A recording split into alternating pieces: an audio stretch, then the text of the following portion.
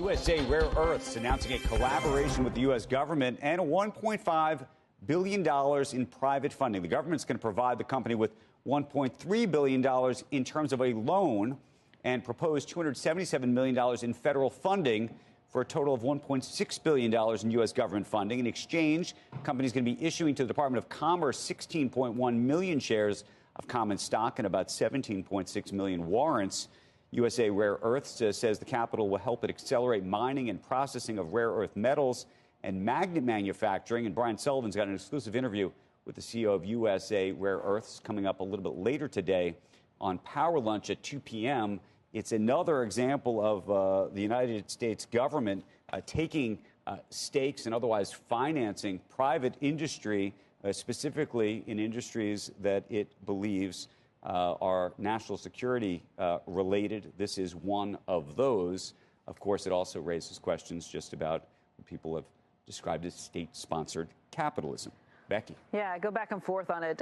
I mean, on the one hand, you don't want to see the government involved in some of these things, but when it comes to national security, things like semiconductors, I think there's almost bipartisan support for a lot of those efforts at this point, realizing that we let ourselves get into a position where we are overly reliant on companies that are in countries that may not be our allies at this point. Look, I think the big over-under is 5 years from now, 10 years from now, will we look back at these investments and describe them the way they, will we look at them as profitable investments, or will they look like Solyndra?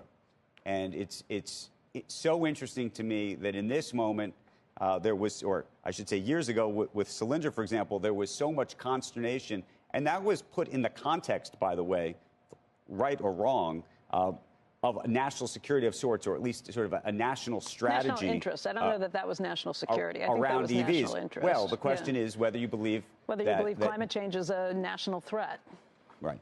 Yeah. And whether EVs unto themselves or even vehicles should be considered national security related, meaning if we don't have a automobile industry in this country, is that a national security threat? Yeah. I mean, it's very interesting to decide which industries we think are, considered national security and which aren't. Although, look, we look at these things so much differently post-COVID because of the supply chain. It really focused on the supply chain issues and how we had allowed ourselves to rely so heavily on so many other countries.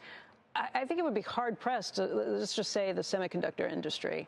I don't love the way the CHIPS Act set things up. I don't love how they doled out some of the money, but I think it's hard to not argue. I think it's hard to argue that we should not be in a position of trying to have foundries here in this country, particularly when you look at how heavily reliant we are on Taiwan and what China has been saying about their plans for Taiwan down the road, too.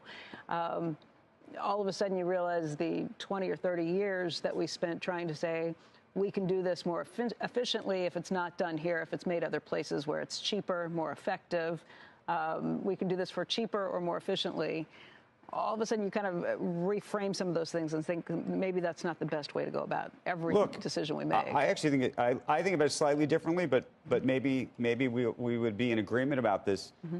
To me, the issue isn't whether we should be trying to favor these industries in different ways. The question is how we favor these industries. So historically, whether you like the CHIPS Act, you don't like the CHIPS Act, it was done with a carrot, typically not a stick. We were not trying to take ownership stakes in businesses, which to a large degree create all sorts of perverse incentives long-term down the line.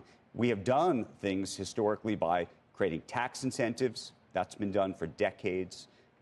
Other kinds of incentives. There are lots of ways to provide for industries that we think this country needs. The question is whether we should be taking stakes, the governance issues that ultimately relate to those, and how this all works, at least in my mind. Yeah, they're complex issues. They've been yelling at me for the last minute that we have to go.